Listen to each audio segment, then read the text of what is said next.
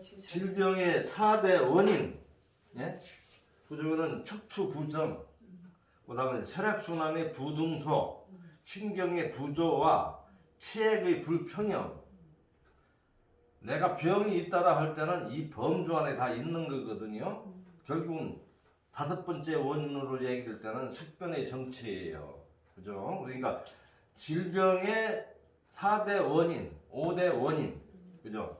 척추가 만병의 근원, 혈액순환의 부동삭, 인간만이 가진 이족생활에서 오는 여러가지 만병의 근원, 신경의 좌우 불균형, 그 다음에 치액, 산성 쪽이냐 알칼리 쪽이냐, 교감신경이냐 부교감신경이냐, 이게 불균형 상태에서 질병이 다 틀려요. 그리고 또 이 숙변의 정체입니다. 우리 인간만이 가진 숙명, 척추도 문제지만은 이족생활을 통해서 장이 밑으로 하수 처지죠. 중첩되죠.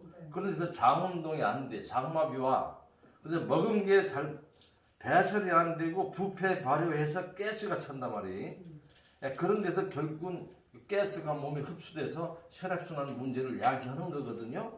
바로 그러한 부분을 종합적인 시각에서 알아서 자기 노력을 통해서 해결해 줘야 돼요. 그런데 이런 문제 요인으로 해서 증세가 나타났으면은 그냥 증세 치료하는 것이 결국은 서양의학이다 말입니다. 그러니까 오늘 아침에 메시지로 상담을 받은 것도 결국은 그 사람의 체질이 강한 소음 체질이다 말이야. 한방에서 말하는 소음도 적당 A형이 있고 B형이 있거든요. 네. 예. 근데 소음 중에서도 굉장히 강한 소음이 있어요. 또 뭐 4상, 8상, 16상에서 보면은 칼로 무자르듯이 이렇게 딱 잘라서 얘기 될 수가 없거든요. 걸쳐 있거든요. 소음형이 뭐 욕이면은 거기에 따라 태음 소인이 한 4다, 6대 4다. 그죠? 뭐 소음이 어떤 성향을 가지고 뭐 태양이다. 뭐 그렇듯이. 그런데 소음이 성향을 가진 비율이 굉장히 높단 말입니다. 그런 분들은. 그런 분들 같은 경우는 타고날 때 의, 장, 그죠? 그 계통이 굉장히 취약하다라고 얘기하잖아요. 그러니까 보통 체질을 하는 분들은 그거 가지고 또 얘기가 되는데, 그래서 그런 분들은 보면 몸이 찹니다. 특히 음성 체질이 음성, 그죠? 그러니까 지문을 보게 되면 그런 분들은 그냥 지문이 터져 있죠. 동글동글하지 않고. 그래 그런 분들은 나는 이런 데 있어도 이제 생체적 출혈을 할 때 조금 제외돼요. 얹히기 때문에 각종 생식을 얻기 때문에 소화를 안 돼. 그러다가 녹즙을 먹으면 또 설사를 해요. 그러면 가스가 생겨. 왜? 소화가 안 되니까 장내에서 굉장히 부패해서 발효가 됐죠. 예, 그래서 흡수될 건 흡수되고 섬유질이만 배설이 돼야 되는데 모든 것이 다 그대로 배설되기 때문에 거기서 여러 가지 부패된단 말입니다. 그래서 음성이라는 게 이제 찬체리잖아요. 예? 양성 같은 경우는 몸이 뜨겁기 때문에 쇠가채 같은 게 더 맞습니다. 그죠? 그런 분들은 혈압도 높을 수가 있고 몸이 소화기가 좋아서 살이 쪄 있어요. 그 다음에 몸이 뜨근뜨근해. 그런 사람들은 과일이라든가 야채 같은 것이 굉장히 약이 될 수가 있는 거예요. 근데 이 음성 그런 걸 무시하고 내가 간이 안 좋다. 녹즙이 좋다. 그죠? 그 부분만 생각하고 녹즙을 계속 먹고 과일이 해독 온다고 해서 또 과일을 먹고 하게 되면 어때요? 몸이 음성이기 때문에 소화기가 약해요. 그러니까 찬 거를 먹어. 생야채는 거칠어. 위벽이 얇어. 그걸 갖다가 소화해낼 수가 없으니까 결국은 위가 무력한 상황에서 얹혀버립니다. 소화해내지 못하는 거죠. 그러니까 이래가지고 그런 분들이 찬물도 벌컥벌컥 먹지 말라 하는 이유가 그렇게 먹게 되면 그런 분들은 여기 걸려서 출렁출렁합니다. 예, 위가 당장 마비가 와요. 찬 거 냉기가 들어가면은. 그러니까 항상 물도 씹어 먹으라 하듯이 그렇거든요.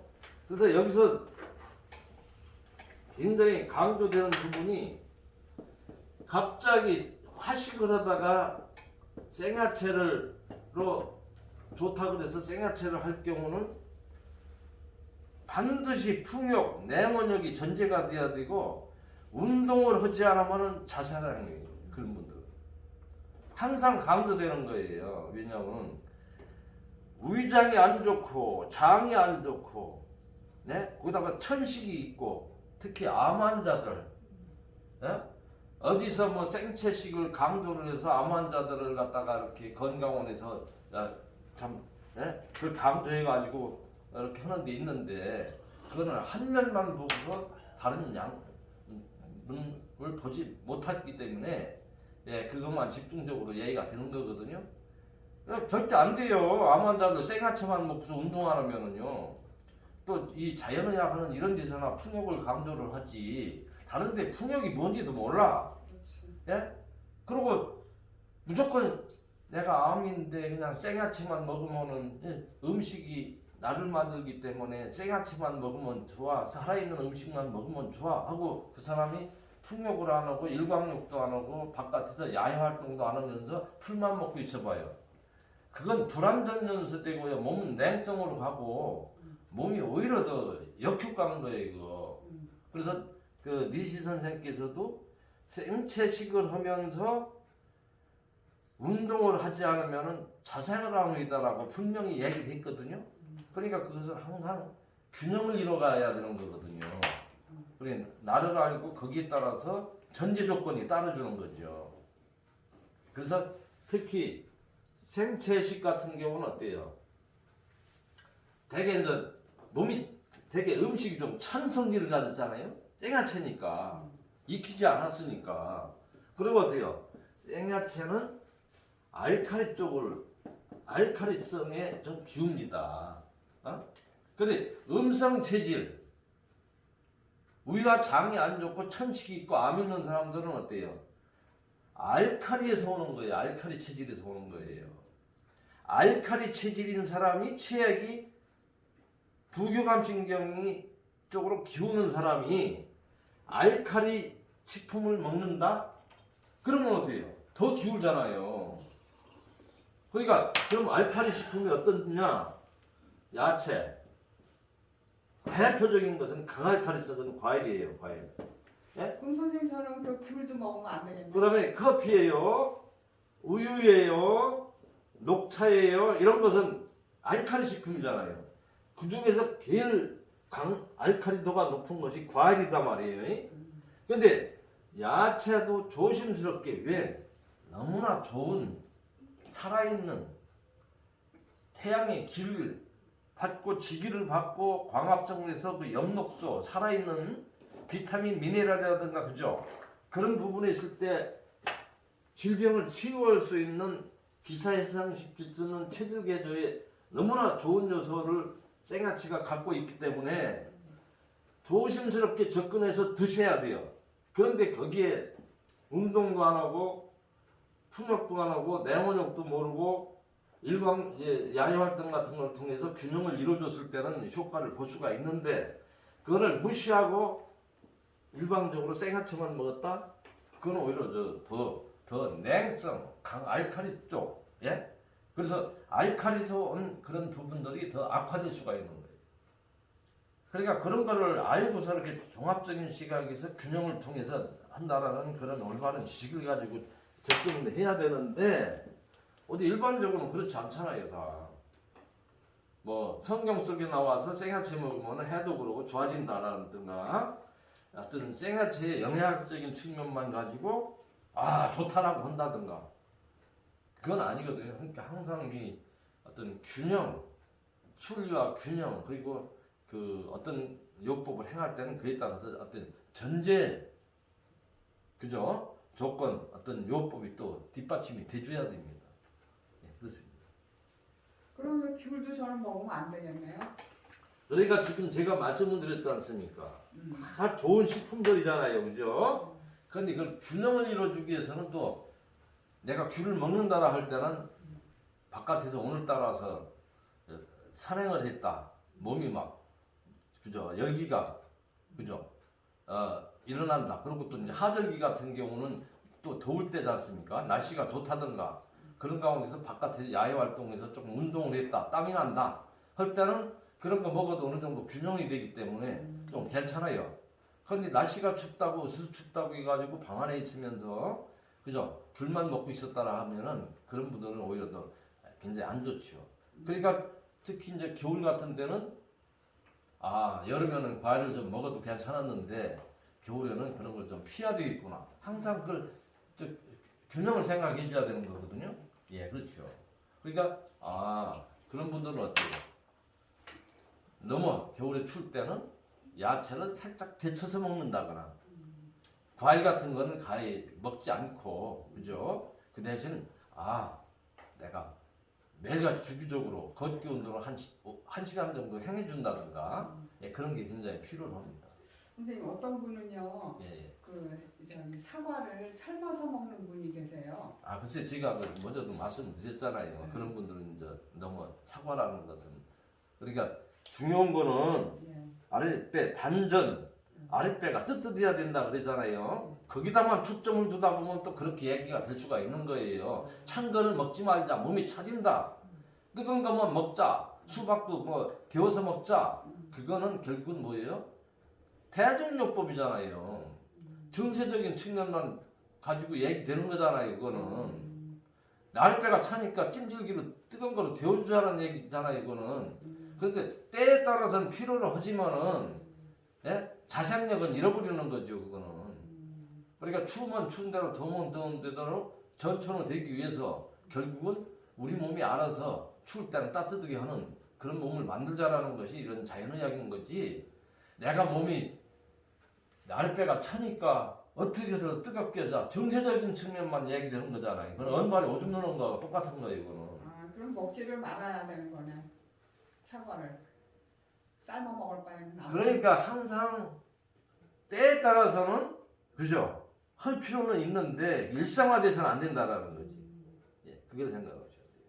그러니까 몸이 그런 분들이 찬물에 내원력을 평상시 안 하다가 찬물에 풍덩 들어가면 그 날은 하루 종일 으스스하거든요. 네. 그렇다고 나는 내원력이 안 맞아 하는 건 잘못된 거고 이제는 점진적으로 한 단계에서부터 시작을 하면은 아랫배까지 아니면 온도차가 얼마 안 되는 데서부터 끼얹는 정도로 해서 점진적으로 행해준다라는 자세가 필요한 거고 언젠가는 그렇게 해서 우리 몸이 적응이 될 때까지 그런 게 중요하다는 얘기입니다. 근데 일반 모든 분들은 이런 걸 전체성 어떤 그런 시각이 없기 때문에 종합적인 시각이 없기 때문에 그렇죠. 그냥 우선 단편적으로만 자꾸 생각을 하니까 문제가 오는 거예요. 이런 이야기를 하는 게 이런 한국 자연건강에서나 얘기가 되지 그렇지. 누가 그런 얘기를 합니까? 자기가 치료해주는 측면에서 거기에 필요한 정세적인 문제를 해결을 위한 약 처방에 들어가는 거지 이런 거를 전제가 되지 않잖아요. 우선 아프니까 호소하면 무슨 아픈 거 조금 진정시키는 쪽으로만 가는 거지 않습니까? 그죠? 그런 분들이 이제 단식을 한다라고 했을 때 장이 하수가 되고 장벽이 얇아. 그래서 음식이 변이라도 차 있을 땐 괜찮은데 단식한다고 간장하고 된장 쪽에서 다 변이 빠지게 되면 장이 달라붙어 버려. 장에 꼬여버려. 얇으니까. 이게 장이 얇다라는 것은 그만 힘이 없다라고 보는 거예요. 하수가 돼 있어. 밀어내는 연동작용이 굉장히 둔화돼요. 굉장히 힘들게 밀어난단 말이에요. 왜? 힘이 없으니까. 사람도 근육이 운동을 통해서 근력이 강하면 막 무거운 것도 들어 올리고 하는데 운동을 안 하고 근육이 없으면 힘이 약하잖아요. 장도 마찬가지인 거예요. 이걸 항상 자율신경에서 막 연동작용 하지 않습니까? 밀어내는 작용을 한단 말이에요. 그런데 장벽이 얇아가지고 힘이 없어. 근이 약해. 그러니까 조금만 세게 들어와도 그걸 못 밀어내니까 그냥 마비돼요. 그러니까 얹힌단 말이에요. 우유도 그렇고 장도 그렇고. 그러니까 어때요? 복부지압을 해주는 이유가 바로 그런 거예요. 이게. 드셨어요? 네. 스스로를 갖다가 이걸 밀어내는 힘이 약해서 못 밀어내니까 자꾸 두드러지고 자꾸 힘을 갖다가 강하게 만들어준다는 얘기입니다. 그죠?